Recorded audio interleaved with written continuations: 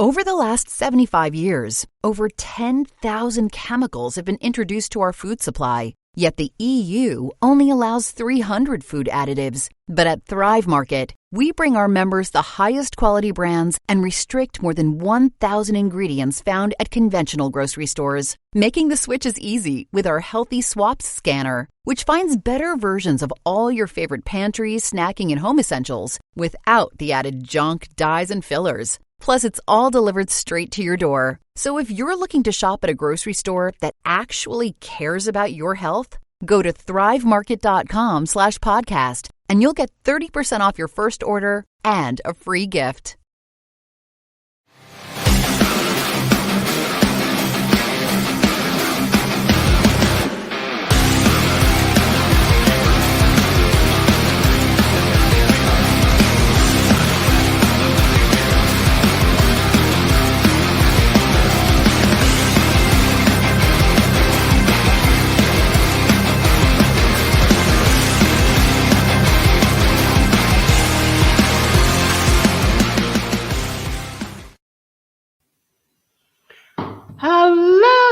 Hello, everyone. It's your girl, Gabrielle. Welcome to a brand new episode of Hot Topics. So, we have been doing this show for a while now.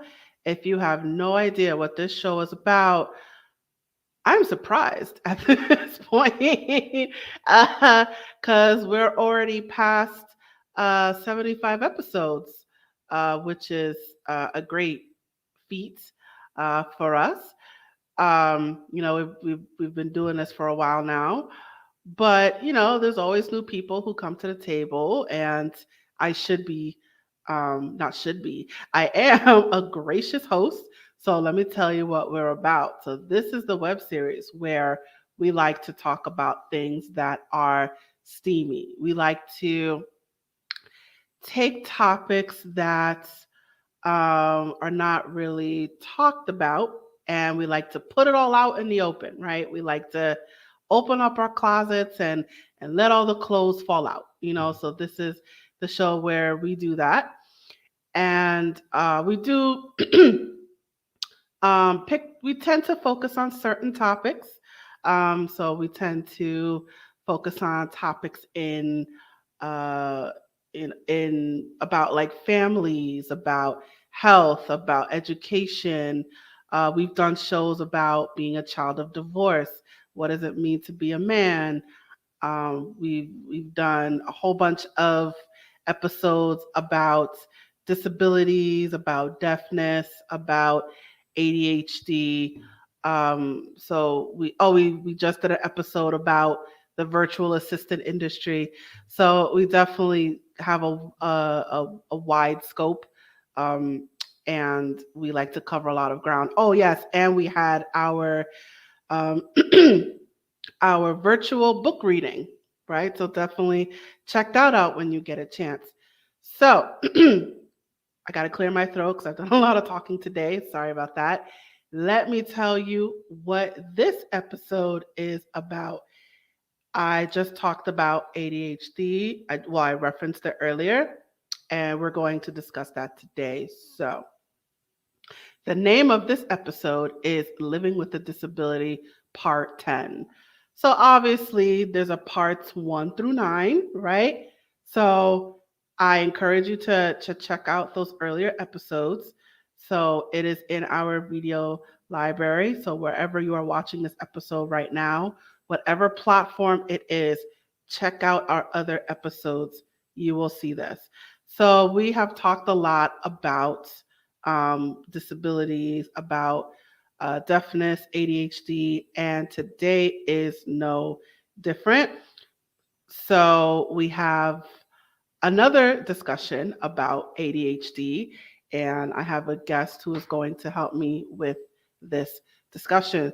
So I do like to point out that we like to repeat topics here at Hot Topics because we believe that there is multiple ways to see one thing. So we definitely like to repeat topics here. And my guest is going to sit on the hot seat and she's going to take the fire. And I can't wait to tell you about her. So let me tell you who she is. So her name is Kara Laws. I hope I'm saying her name right, Kara Laws. And I can't wait to get her on the hot seat and put her on camera. So I can't wait for you to get to know who she is. So let's get right to it. Who is Kara Laws? Let me tell you who she is. Let me tell you who she is. So, Kara Laws is an entrepreneur, public speaker, and business educator. In her spare time, Kara talks about ADHD on her page, Kara Writes Stuff, which we'll reference later. She discusses how ADHD has affected her in her life, the benefits of ADHD, and the skills needed to leverage it. Kara offers tips and tricks to help parents with ADHD children understand what is happening and how to support their fun and quirky kids. Kara is the mother of three rowdy boys. She has no filter, so she is happy to share her wins, failures, and embarrassing moments with the world so we can all learn something together. That is dope. All right, without further ado, I'm gonna bring Kara or Kara. I gotta ask how to pronounce her name. I'm gonna bring her on camera right now. Hi. Hey, How do you pronounce your name? I'm sorry. Kara. Kara. I mean, if you said Kara, I would still know you were talking to me, so it doesn't really matter. Kara. Okay. Supergirl kind of screwed all the Karas up because they do pronounce her name Kara. It's fine. Kara. As an apple. Okay. All right. So, Kara, welcome to Hot Topics. Your bio says you're pretty much you're an open book. So you can talk about your wins, your failures, your struggles. So let's get right to it. Cool. I would love for you to tell your life story about living with ADHD, and let's talk about that. Let's talk about your wins, your struggles, failures, all that. So I'm going to pass over the baton to you, and I'm going to let you tell your story. You want to hear my story as in how I was diagnosed with ADHD? Tell me where to start. If you just tell me to go, I will talk forever. All right. So we need a starting point. Okay. Yeah. So let's start. Where should we start? So let's start with you are officially diagnosed with ADHD by a doctor and all that. Okay, so let's talk about that. It's an interesting story, so I can tell you how I got diagnosed. All right, let's do it. Go ahead. Start there. I can, and it's been proven, talk for 10 hours straight. So it's okay to be like, hang on, we need you to come back. All of those things. Let's just preface that there. I was diagnosed when I was probably about 28. I don't remember my exact age because it doesn't really matter. And I had a friend that I was doing business courses with, and we were doing like a mastermind. She's a psychologist, psychiatrist, whatever one can write prescriptions. I don't know the difference. That's what she is. And we've gotten to know each other relatively well. We're doing a mastermind. My problem is guys, I don't sleep. I don't know how to stay on task with this. And I start asking them for time management help and these types of things. And she usually has lots of good feedback. And this time she just sat in her little corner and she was just writing like crazy. And she didn't really say anything to me. And I was like, okay, thank you. And as I'm leaving, she chases me down and she grabs me and she grabs my husband, which is funny. She grabs my husband and she goes, do you know you have ADHD? And I was like, oh, that's super funny. My brother, who was diagnosed when he was a kid, I was like, yeah, my brother and I joke about that all the time. Haha, you're super funny. And she said, no, your problems are ADHD problems. These people cannot help you. And she takes her paper and it's one whole side is therapies that you can do at home, daily therapies for ADHD, and the other side is medication. And she gave it to me and said, you have to go talk to a therapist. You need to go talk to your doctor because we don't live near each other. And she's like, you have a problem. I can help you. And I kind of laughed it off. I did a lot of her therapies for a year or two. And then I started seeing a therapist. And she was like, yes, I thought you already knew you had ADHD. And then I went to a doctor and he also confirmed it. So it's actually been mildly diagnosed like 3 times. It's just something I've always dealt with in my life. I didn't know I was weird. I mean, I knew I was weird. I didn't know why I was weird. All right, so let's talk about that. You said the word weird. How do you mean by weird? Oh, I don't think like other people at all. I like to see how things play out. I make quick decisions. I've always had an issue with authority. I just don't think like other people. Uh, if I was in a social situation, you'd understand. All of those things. Just stuff like that. I don't know, like, I don't think of weird as a bad thing. Some people are kind of triggered by weird. Weird is good for me, so it's fine. I'm not like other people. I don't think the same ways they do. Um, I make quick decisions and I just do things, which is insane for others. Not for everyone, but there are some people that are like, are you kidding me? What is happening here? You know, that kind of thing. Like what? Can you give an example? Of things that I would just do? Yes, Yes. I can give you an example. 3 weeks ago, I was like, you know, I live in a little teeny tiny town. We have grocery store, we have stoplight, and our grocery prices are pretty crazy. We pay almost $5 a gallon for milk often. And I was at the grocery store and I was like, dude, I'm done with this. And so I went home and I started a business. And now I order bulk foods from the trucks that go to the grocery store. They deliver to my house instead. And I did that in a day because I wanted to. So what was weird about that? I think I'm missing it. I just don't know. Maybe that's not weird. I personally don't know people who will just make a decision that same day and create something that big out of it. I mean, I have like 30 people that order directly from my trucks and then they just deliver to my house that we created, you know, that I really just created in the afternoon. This bothers me. I'm doing something right now. And a lot of people just continue to, you know, this bothers me, but I don't know what to do, or that's hard, or here's all the steps and stuff like that. And I just do. A lot of times it gets me in trouble. But this is a fun one for me. Do most people do stuff like this? Am I not weird at all? That's okay too.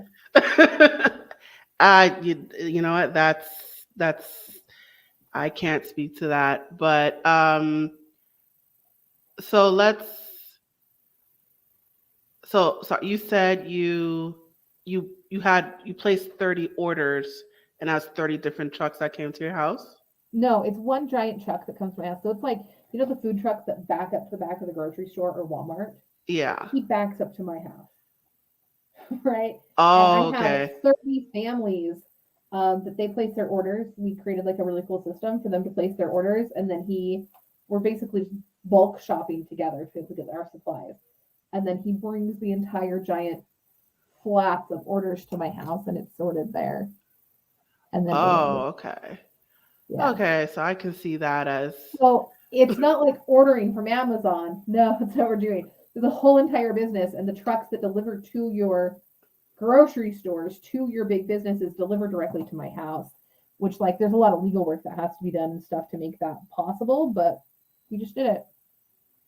Okay. Okay, I can see that. Yeah. So you said that 3 different people mildly diagnosed you. So what were things that they saw that made them give you that diagnosis? So for the girl who diagnosed me first, which is the most, you know, it's kind of in passing you to go see someone that can't really, I don't think that really counts as an official diagnosis. She just went through all the things that I said. She said, I thought you already knew. Because to her it was super obvious. So I'm assuming that's the speed of which I talk, the way that I don't hold still, the way that I interrupt people, the fact that my thoughts jump everywhere, all of the things. Like even when I'm talking, I interrupt myself because I had a new thought, right? All of those things. She thought I already knew. So there was that stuff. But then when I started going through my problems, I don't sleep. I have a really hard time calming my brain at night. I don't know how to just get tasks done. I don't know how to organize it. If I have a to-do list, that's not super helpful to me. I have to do it differently. All of those things that I was talking about, she was like, oh, she doesn't know. For my therapist, a lot of that was emotional stuff.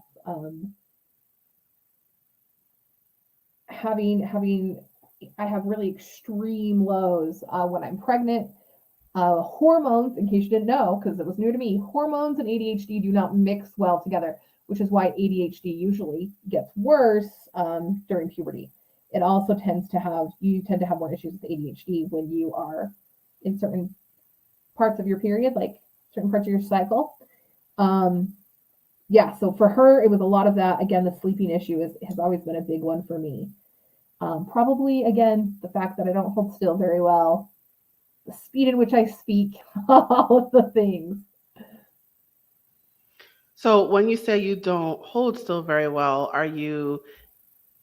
what do you mean when you don't hold still very well? So even, look, I'm showing you now, even while I'm sitting here with you, this is what I've been doing the whole time. It's just down here, is I'm playing with everything on my desk and touching things. It's the only way that I can, not the only way, it helps me focus. It helps me remember what I'm supposed to be doing. I work with a lot of clients sitting at my desk, and I literally, if you can see my whole desk, it is covered in things that I can do while I listen so that I can listen more actively.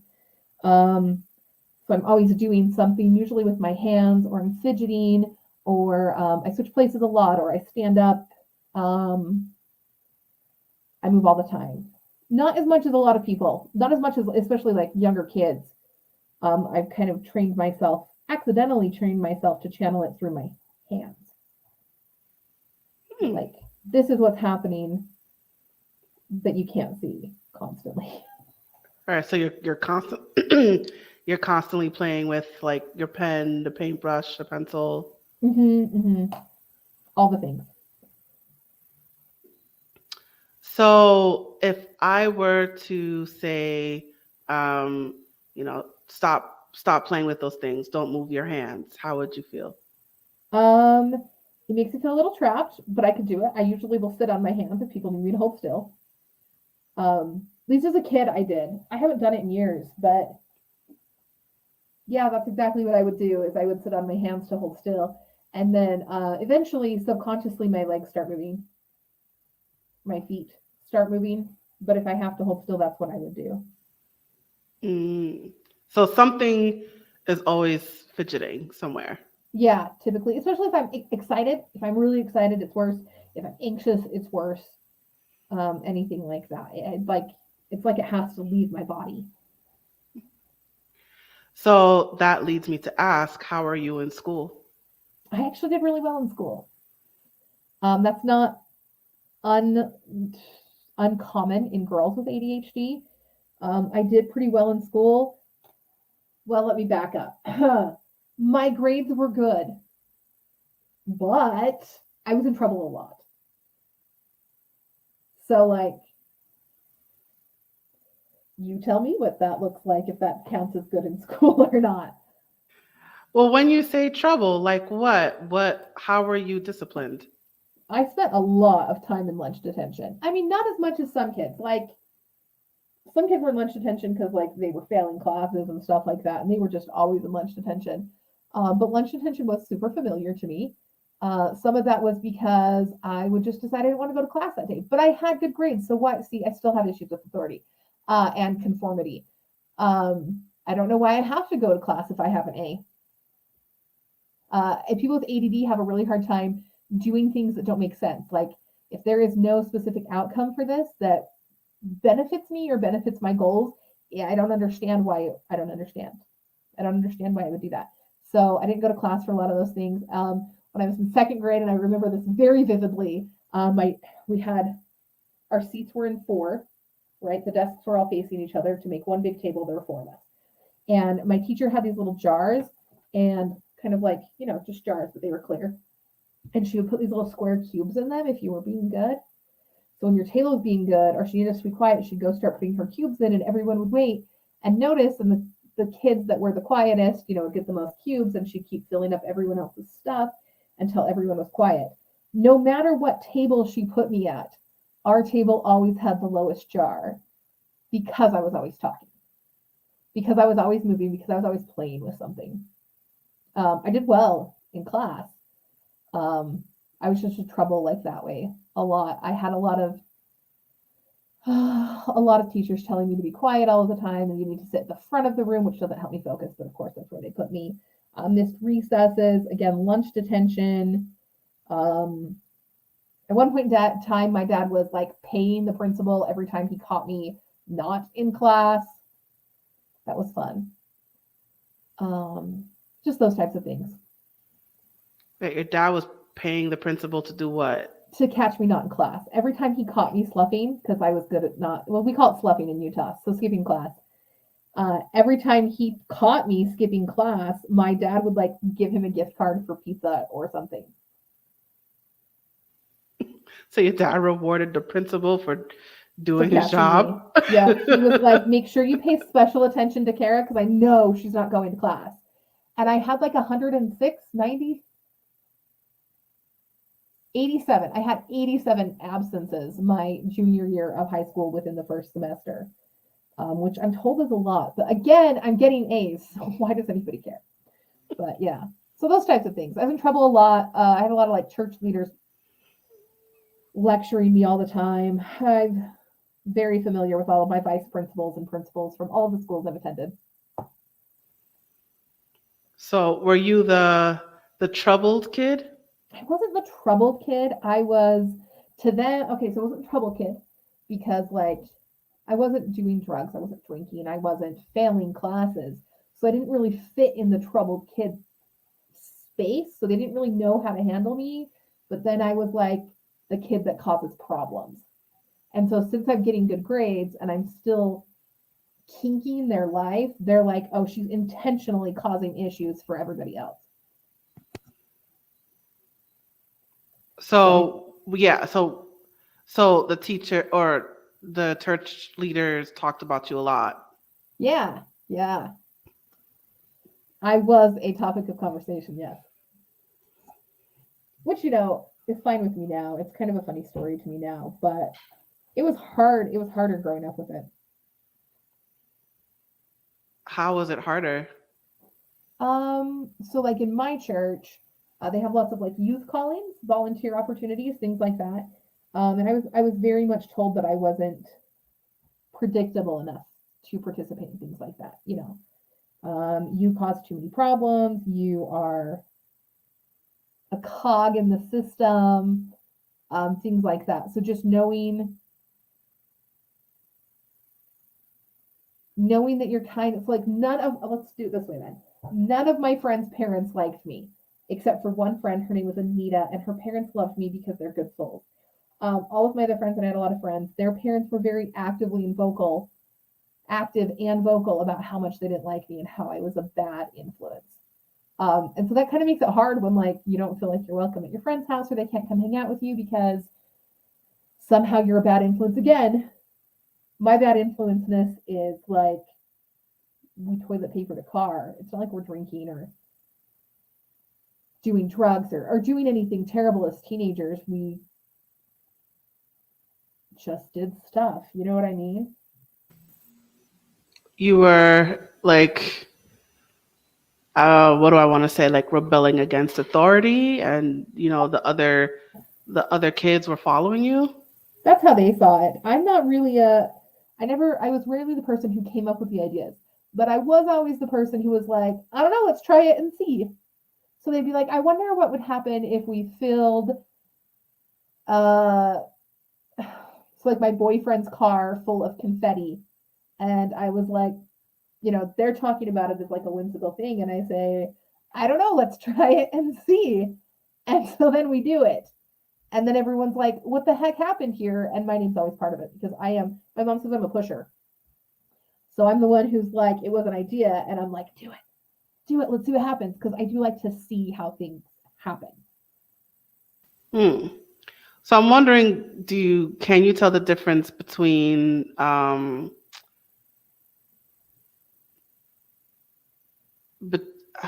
between fantasy and reality in terms of that example that you just gave? Like, are you able to pick up when someone's joking or they're not being serious? Are you able to pick up like things like sarcasm, things like that? Do you have difficulty telling the difference between, being literal and being figurative? So I can't tell the difference between like sarcasm and stuff. I do have a very hard time understanding dreaming about something and not acting on it. Like that seems very weird to me. So if you're like, oh, I want to start a business and I want to create this big, huge thing and I want to do all these things, I'm like, let's do it. And then people are like, no, I don't know. That's not what I meant. Like, I just want to talk about it. And that seems crazy to me. So that doesn't really make a ton of sense to me. So like another example, I owned an Airbnb with my mom and my sister, and they were like, I think it's time to sell. And I was like, awesome, let's sell it. And they were like, yeah, I think we probably should be talking about selling. And to me, that meant let's sell the place. And so I photographed it and listed it and had viewings within like the next day, people walking through, and they were like, hang on, you totally steamrolled us. We weren't like ready to sell it today. We were talking about it. And that doesn't make sense. That doesn't really make sense to me. Like my brain doesn't understand. I don't understand talking about things and not doing things. It seems like a waste of time. So when people say, I hear that. So when people say something like, if they want to go to the grocery store, some people would just say, you know what, I want to go to the grocery store, and you would just say, all right, let's do it.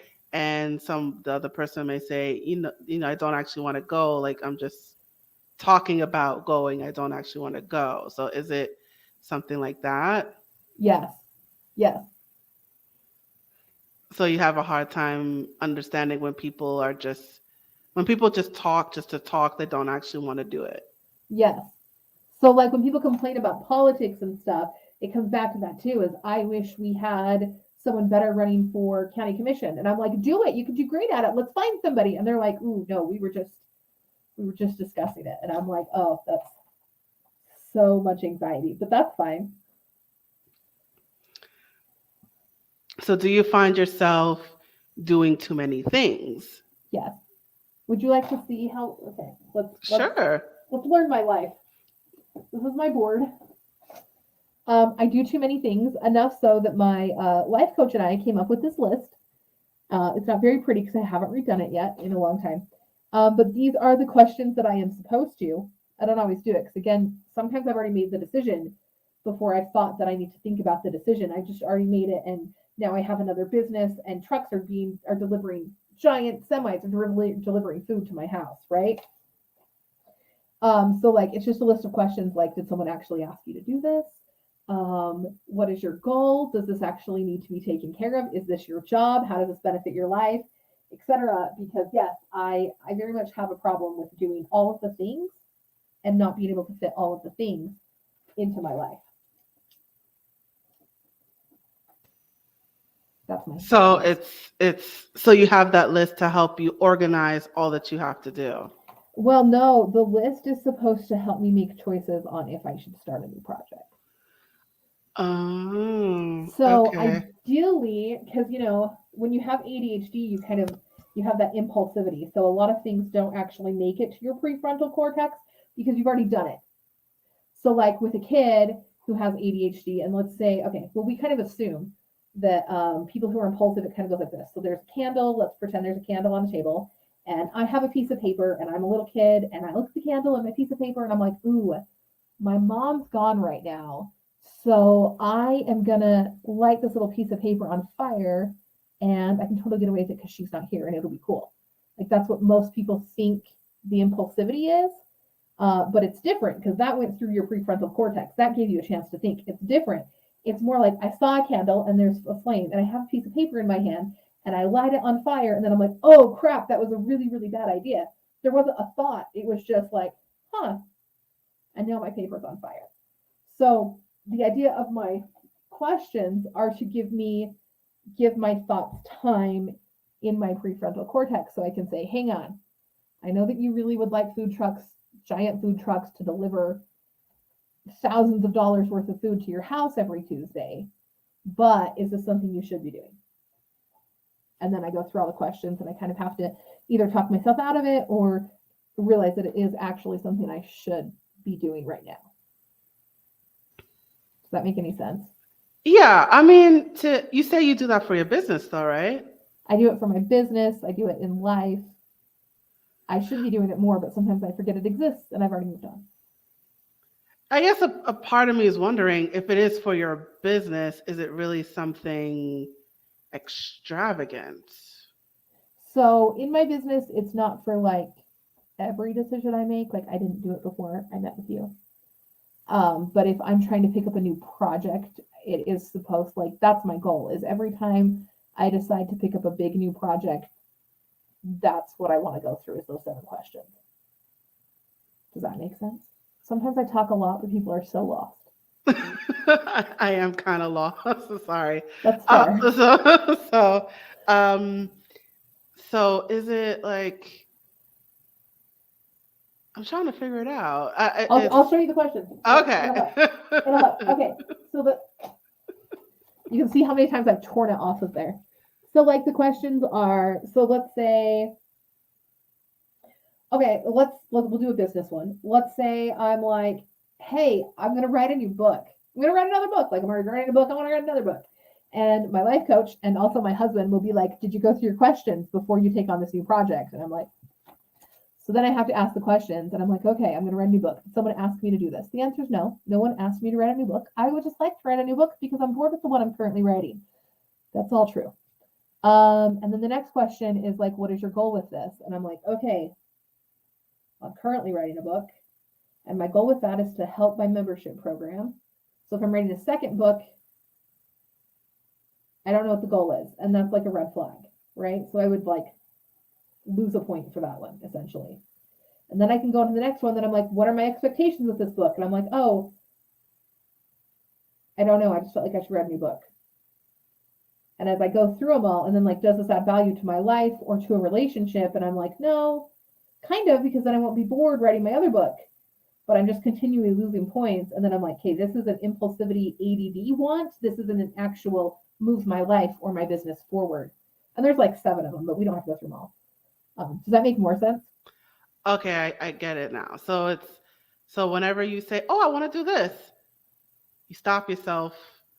Let me ask myself these 7 questions. And if I determine that this thing that I want to do doesn't really add value, or it's not something that needs to be done immediately, then you know not to do it. Yes. And then, do you see this right here? You're getting so into my brain. Okay. This is a board that is stuck to my wall. It doesn't come off. I have screwed it there because there are 1,000 things that I would like to do. So if I go through my questions and I'm like, this is not something that is the best use of my time right now, nor do I have time for it. That's literally one of the questions. Where does this fit into your schedule? And I'm like, oh, it doesn't. Then I can write it on my board. Now, I used to keep track of things in a notebook, but where's my notebook? Nobody knows because I've lost it again. And the 7 others I had before that. So this one's secured to my wall where I can write all of those things and then I can let it go. So my ADD is like, I want to write a new book. I want to write this book because it's fun. It's going to be more fun than the one that you're writing. And so it's hard to let go of because I'm going to forget. And even if it's like subconsciously, I'm still like, I can't let go because I won't come back. And so I made a board that is stuck to my wall so I can't lose it. And all of my ideas and those thoughts go here. So I can't forget. And then I can let go. Do I sound crazy yet? You're getting there. Does that help? So, does the board help you? Yeah, the board helps me because I know that it's there. Like, I know that the stuff is there and I know it's not going to get lost. And so I can more easily set those thoughts aside. Like sometimes, and it's kind of a subconscious piece. A lot of ADHD people just cycle and cycle and cycle and cycle thoughts. A huge part of it is if we stop thinking about it, I won't ever remember it happened. Like I won't ever remember that I wanted to do that thing. And so I can't stop thinking about it until I do the thing.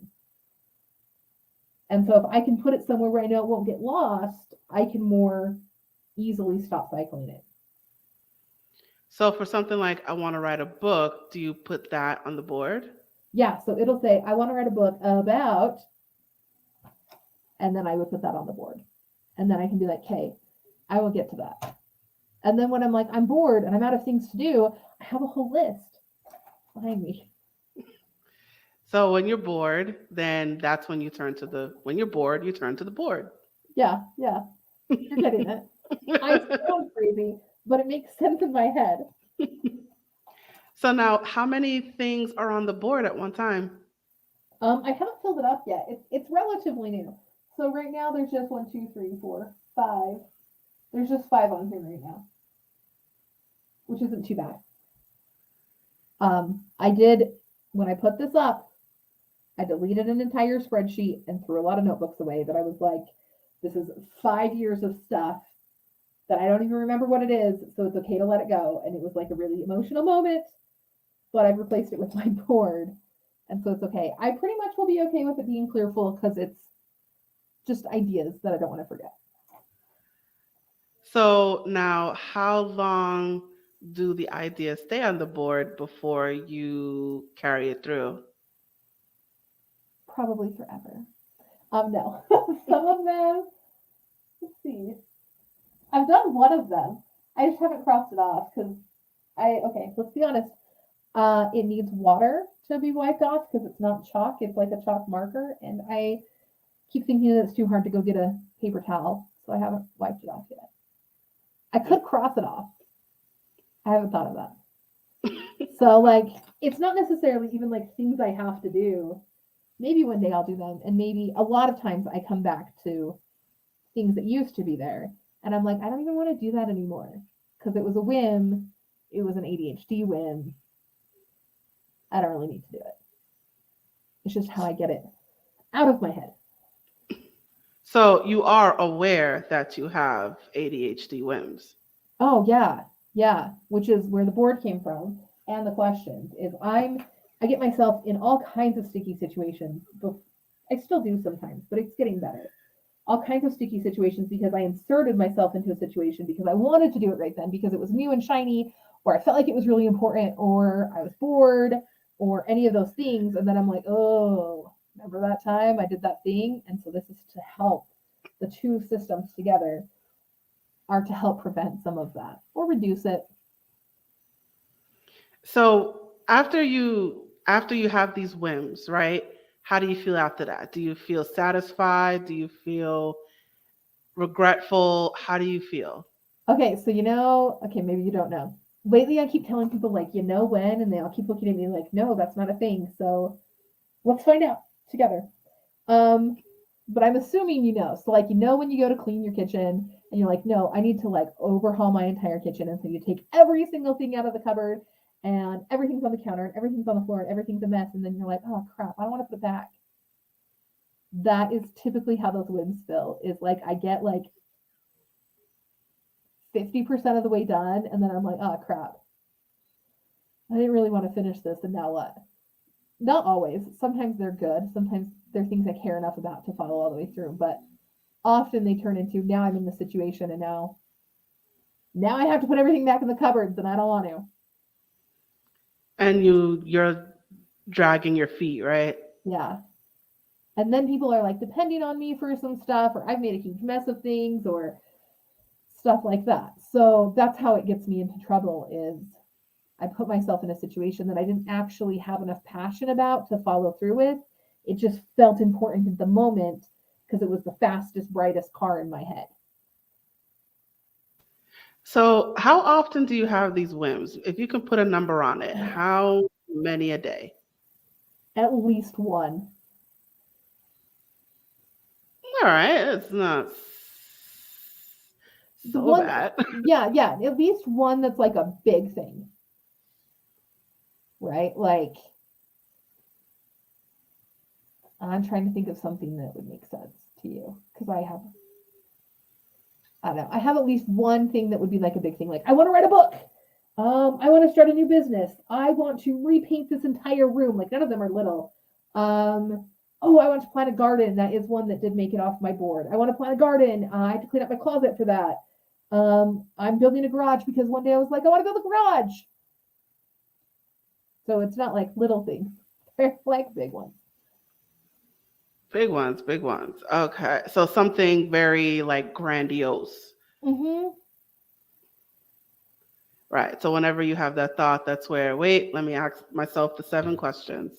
That's where you Yeah. stop yourself. Yeah. Or I'll be like, I want to have another kid. Luckily, that takes 2 people. So that one's been curbed pretty well. I don't really want another kid, but some days I think that I do. So that one's okay. Oh, so I want to make sure we get to this point. You mentioned medication. You said that you made a personal decision to not get on medication. Can you talk about that more? Correct. So I was on medication once when I was 18 or 19, and it actually wasn't for ADHD. It was a medication for like extreme mood swings, which is a very common symptom of ADHD because when you have ADHD, you don't actually know. Okay, I imagine in a neurotypical person's head, you kind of feel that you start to get angry, and then you get angrier and angrier and angrier and angrier, and you start to be like, I have to leave the situation, or I'm going to yell at people, or I'm going to scream or do something I would regret. Does that sound true? Yes, that does. Okay. So in a brain that doesn't have ADHD, that has ADHD, so if you're neurodiverse and you have ADHD, you usually miss the buildup. Like you're distracted, you're doing other things. I'm focusing on this. And so you miss the buildup and you're fine and you're fine and you're fine. And then you're screaming at everyone and you're freaking out and you're super pissed and your whole life is over. And there's a lot of mindfulness practice that you can learn to like realize that you're getting there. Like there's not a buildup for a lot of us, right? So I was 18. I've been doing this for years where I'm like, I'm okay and then I'm not okay and then I'm okay and then I'm not okay. And so my mom put me on a drug to help with like the extreme mood changes, the mood swings. And it was really nice. I was on it for like a year and a half, and it was really nice because I finally realized that I could make a choice. I could not freak out. Like I had like almost an out of body experience with it where my sister was making me freaking crazy. And I was like, oh, I don't have to freak out right now. It literally, I never knew that until that moment, which sounds, again, weird. But yeah, so I did that for a while, and it was really nice. When I got married, we couldn't afford the medication anymore, so I went off of it. And since then, I've just chosen, well, first of all, I didn't know I had ADHD until I was like 28. But as I was talking to my therapist, as I was talking to my doctor and talking to my husband about options and things that we can do, I realized that a lot of the things that make me successful in my business and make me a good business coach, because that's my actual job, that's what I do. As a business advisor and stuff, the things that make me good at it are ADHD things. And I don't want to squash those things. I don't want to get rid of them. They're part of the things that make me who I am and make me really good at the things that I do. So we talked about it, and there's a lot of like daily therapies, like even my dumb little questions and my board and things like that. There's a lot of daily things that I can be doing to manage it and leverage my ADHD instead of taking the medication to kind of dampen it. And so, yeah, that's kind of like a really long story to answer your question. But yeah, that's kind of the thought process that led us to where we are. Is by then I'd gone through it a lot. I'd already lived with it for a long time. And I decided I wanted to try to use it for good instead. Like a superpower. Yeah. All right. I also want to make sure we get to this part. You mentioned you talked about your daily therapies. You said you use a timer, art therapy, yoga, and meditation. Can you talk about those? I sure can. So the art therapy, look, it was out before you came. I'll show you some of them. They're fun. So this is stuff that I do with like my life coach. Her business is called Feels Like Joy, and she helps people with this stuff. Let me find some that are useful for you. And so I do a lot of like drawing it out. So this one talks about how I avoid my emotions. There we go. And all of the different things in there, like the things that I'm actually doing instead of admitting that I have a problem and working on fixing it, things like that. So I do a lot of art therapy like that. I do just some general painting, but most of the art therapy stuff that I do is this stuff where I'm drawing it out so I can kind of see it from a different view, and what things look like. Like this one's about, I'll share my life with you. This one's about, there's like brick walls in our lives. So I just keep doing the exact same things over and over and over again.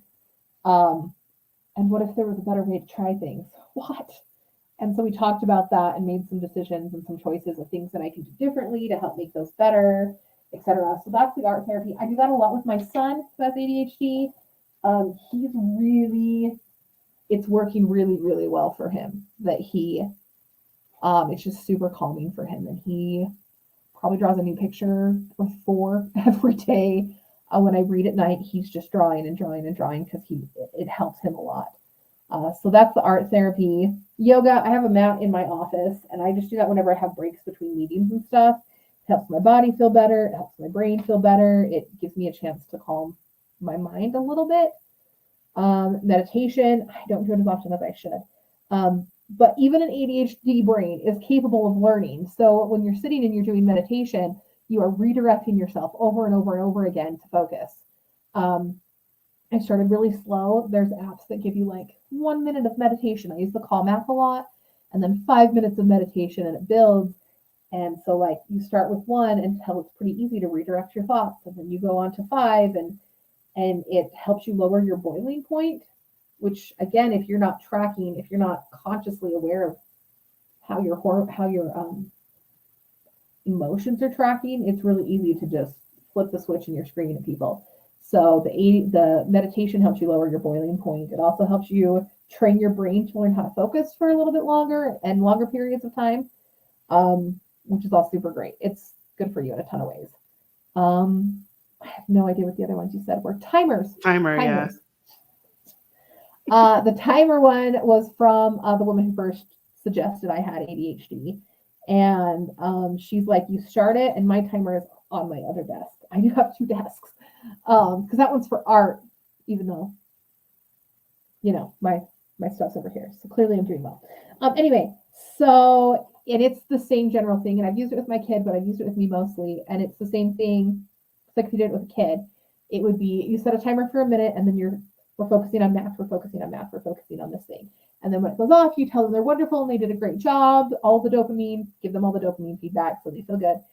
And you just keep doing it at 1 minute, similar to the meditation, at 1 minute until they're good at focusing for a minute. And then you do 2 minutes. Same exact thing. It's always a reward. We're always working on it. All the way up to about 20. More than 20 minutes is really pretty unreasonable. It's kind of an unreasonable expectation, especially for a kid. But most people, I understand, I've been told that even like neurotypical people, they really have like an attention span of about 20 to 30 minutes. And then typically people need a break there. So to push someone with ADHD beyond what people that are neurotypical are doing is kind of an unrealistic expectation. But I also have the power of hyperfocus. So if I can turn on my hyperfocus, which really kicks in after about 10 minutes, then it can be great. So the timer helps me learn how to focus, but then I also, when it's something I can get super focused into, I also set it for an hour so that I can pull myself out of that hyperfocus state, and I don't lose an entire day to whatever I decided was important that day. Good for you. Yes, good for you. Good for you. All right, so we are starting to wind down. So do you have any words of advice that you'd like to share? Any final words of wisdom? Maybe it's something that you wish somebody told you in the beginning, or if there was things that you wish you knew earlier on, or any advice, wisdom that you would like to share with our audience. I think my advice, wisdom, goes out to parents that are dealing with kids that have children with ADHD, and maybe this extends to people that just currently have ADHD as well, but mostly it's to parents. And the biggest thing is that your kid is trying so freaking hard. They are trying so hard, but they're lacking the tools to know how to manage what they have.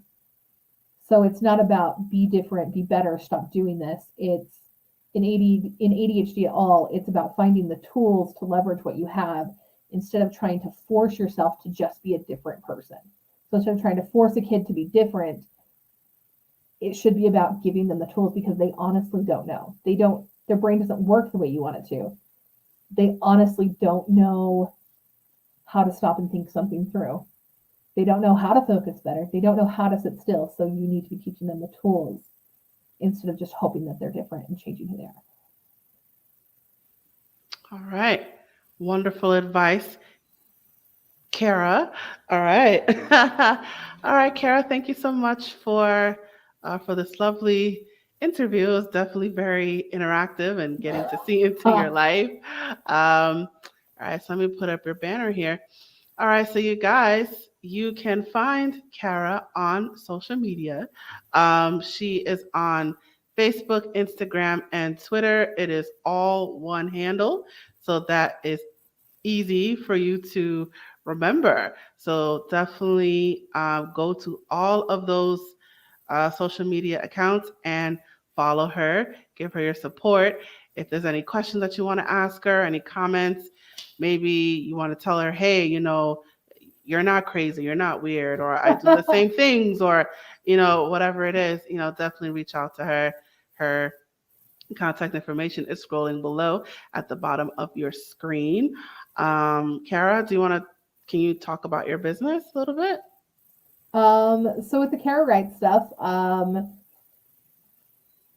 it's a little chaotic. This is my life. This is my weird bits about ADHD, things about anger. Emotional management is a huge problem for people who have ADHD. So I talk about that a lot. I am working on a book with this. It's going to be a while out. So mostly I'm just here to help. I'm here to help with this one. This isn't the one that provides for my family. So mostly I'm just here to help. There you go, right? So she just wants to help you guys out. So if you guys need that help, if you need a one-on-one consultation or whatever it is that you need, or you need resources or whatever it is, definitely reach out to Kara. Again, her social media is scrolling below at the bottom of your screen. So please reach out to her if you need anything. All right. So, Kara, thank you so much for joining me today. Thank you. All right. All right. So I'm going to put you off camera right now. All right. And you guys, it is just you and me. I'm going to put up my banner right now. And we have reached the conclusion of our episode. Thank you so much for joining us today. Wherever you are watching this episode right now, whether that is Facebook, Twitter, what else? YouTube, maybe Instagram, please check out our social media for more videos and clips. And don't forget to follow us. And while you're at it, let us know what you thought about this episode by leaving a comment in the comment section below or in the comment thread. I, Gabrielle, would love to hear your thoughts. And as a reminder, this web series is a production of A Step Ahead Tutoring Services. So if you would like to learn more about our company, the services, workshops, the things that we have to offer, if you're looking for tutoring for your children or for yourself, please reach out to us. Our contact information is scrolling below at the bottom of your screen. But I also will say our website.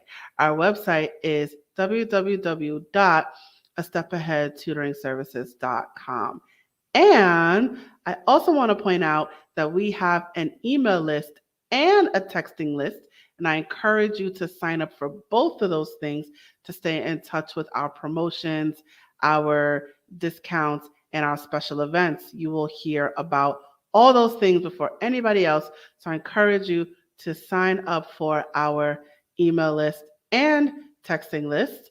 That information is included in the scrolling marquee below. So I encourage you to check that out. And for those of you watching this on YouTube, all of this information is provided in the description. And I want to make sure we get this final message before we leave for the day. Hey there, have you heard of us? We're a small team of tutors here at A Step Ahead Tutoring Services. We believe that education and information should be accessible to everyone, regardless of income, race, or creed. We're dedicated to making this happen, but we need your help. Please consider making a donation to our company. No amount is too small. Your donation will allow us tutors to remain employed, offer free and low-cost services, put on productions like this web series, and reach out to families nationwide. With your help, we can tackle the academic challenges of our students and the emotional, mental, and behavioral changes that result from these challenges. As a bonus, we can improve our communities in the process. Support us today. Note: we're a for-profit company. We're not a charity. Your donation may not be tax deductible. Please consult a tax professional.